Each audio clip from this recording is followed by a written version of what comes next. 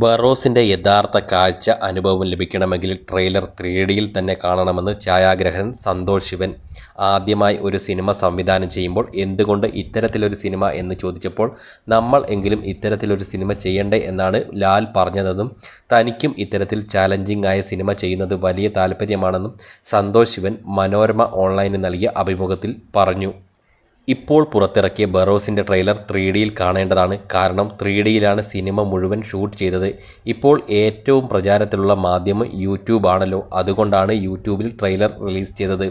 അതിൻ്റെ യഥാർത്ഥ അനുഭവം കിട്ടണമെങ്കിൽ 3Dയിൽ തന്നെ കാണണം. സിനിമയുടെ കണ്ടന്റ് മോഹൻലാലിൻ്റെ വിഷൻ ആണ്. അദ്ദേഹത്തിന് കുട്ടികളുടെ ഒരു ഫാൻറ്റസി ചിത്രം ചെയ്യണം എന്നതായിരുന്നു ആഗ്രഹം.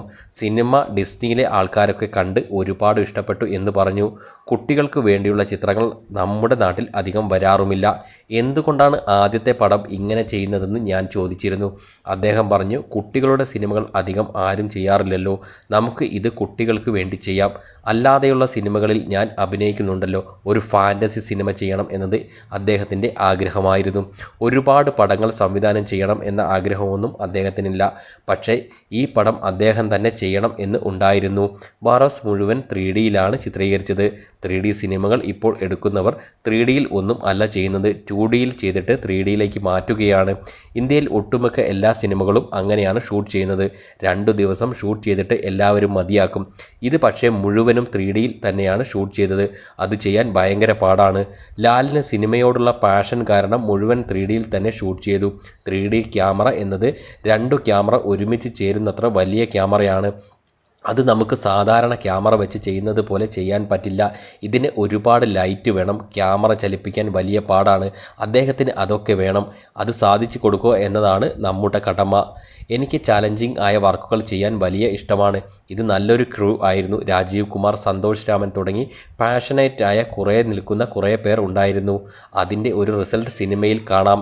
ഈ സിനിമയിൽ അറിയപ്പെടുന്ന താരങ്ങൾ അധികം ഇല്ല. കുട്ടികളുടെ സിനിമയാകുമ്പോൾ എല്ലാ ഭാഷയിലും റിലീസ് ചെയ്യണം. VFX ഒക്കെ 3D ചെയ്യുമ്പോൾ താമസം വരും. അതാണ് സിനിമ തീരാൻ ഇത്രയും സമയം എടുത്തത്. ചെറിയ ഒരു എഫക്റ്റ് പോലും ചെയ്യാൻ സമയം എടുക്കും. നമ്മൾ സാധാരണ ശീലിച്ച സംഭവത്തിൽ നിന്ന് മാറിയാണ് സിനിമ ചെയ്തിരിക്കുന്നത്. എല്ലാ ജോലികളും ഡബിൾ ആണ്. മോഹൻലാലിന് നല്ല വിഷൻ സെൻസിബിലിറ്റി ഉണ്ട്.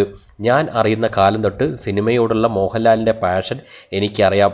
ഞങ്ങൾ പടം എടുത്ത് അങ്ങോട്ടും ഇങ്ങോട്ടും കാണിക്കും. അദ്ദേഹത്തിൻ്റെ ഫ്രെയിമിംഗ് ഒക്കെ നല്ലതാണ്. മഹാമാരിക്കാലത്ത് വേറെ പണിയൊന്നും ഇല്ലാത്തത് കൊണ്ട് പടം എടുത്ത് അങ്ങോട്ടും ഇങ്ങോട്ടും അയക്കുമായിരുന്നു. അദ്ദേഹത്തിന് ഒരു വിഷ്വൽ സെൻസിബിലിറ്റി ഉണ്ടെന്ന് എനിക്ക് നേരത്തെ തന്നെ അറിയാം. അങ്ങനെ ഒരു സംവിധായകനോടൊപ്പം വർക്ക് ചെയ്യാൻ എളുപ്പമായിരിക്കും. അഭിനയത്തിൽ പിന്നെ അദ്ദേഹം ഒരു ടെക്സ്റ്റ് ബുക്ക് തന്നെ ആണല്ലോ. സംവിധായകൻ എന്ന നിലയിൽ എനിക്ക് ഏറ്റവും ഇഷ്ടപ്പെട്ടത് വേറെ സിനിമയുടെയും സ്വാധീനം അദ്ദേഹത്തിൽ ഉണ്ടായിരുന്നില്ല എന്നതാണ്. ഒരു സിനിമയുടെയും റെഫറൻസ് എടുത്തിട്ടില്ല. അദ്ദേഹത്തിന് ഇഷ്ടമുള്ളതുപോലെയാണ് അദ്ദേഹം ചെയ്തിരിക്കുന്നത്. ഷൂട്ടിംഗ് സമയത്ത് മനസ്സിൽ തോന്നുന്നത് പോലെ തന്നെ ചെയ്യും. അത് നമുക്ക് വളരെ താല്പര്യം തോന്നിയ കാര്യവുമാണ്. ഞാൻ സിനിമ ചെയ്യുന്നതിന് മുൻപ് ചോദിച്ചു, അണ്ണാ എന്തിനാണ് ഇങ്ങനെ ഒരു പടം ചെയ്യുന്നതെന്ന്. അപ്പോൾ അദ്ദേഹം എന്നോട് പറഞ്ഞു, സന്തോഷേ, ഇങ്ങനെ ഒരു പടം നമ്മൾ അല്ലെങ്കിൽ പിന്നെ വേറെ ആര് ചെയ്യും? കൊമേഴ്സ്യൽ ആയ സിനിമകൾ നമ്മൾ ഇഷ്ടം പോലെ ചെയ്യുന്നില്ലേ? നമ്മൾ ചെയ്യുമ്പോൾ ഒരു വ്യത്യസ്തത വേണ്ടേ? കുറച്ചുകൂടി റീച്ച് ഉള്ള സിനിമ ചെയ്യണം എന്ന് പറഞ്ഞു. സിനിമയിലെ നായിക ഒരു ആംഗ്ലോ ഇന്ത്യൻ പെൺകുട്ടിയാണ്.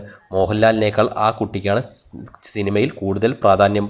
അവർ തമ്മിലുള്ള ഒരു വൈകാരിക അടുപ്പമാണ് കഥ. അതിൻ്റെ കൂടെ ചരിത്രവും മിത്തോളജിയും എല്ലാം ഉണ്ട്. ബറോസ് എന്ന് പറയുന്നത് ഒരു നാടോടി കഥ ആണല്ലോ. ഈ സിനിമയിൽ ഫ്രഞ്ച്, സ്പാനിഷ്, ആഫ്രിക്കൻ തുടങ്ങി പല രാജ്യത്തു നിന്നുള്ള താരങ്ങളുമുണ്ട്. അങ്ങനെ വലിയൊരു ഗ്ലോബൽ സിനിമയാണ് ബറോസ്. കൊമേഴ്സ്യൽ സിനിമ ആണെങ്കിലും ഒരു ഫാൻറ്റസി സിനിമ കൂടിയാണിത്. എല്ലാവർക്കും വലിയൊരു അനുഭവം ആയിരിക്കും ഈ സിനിമ.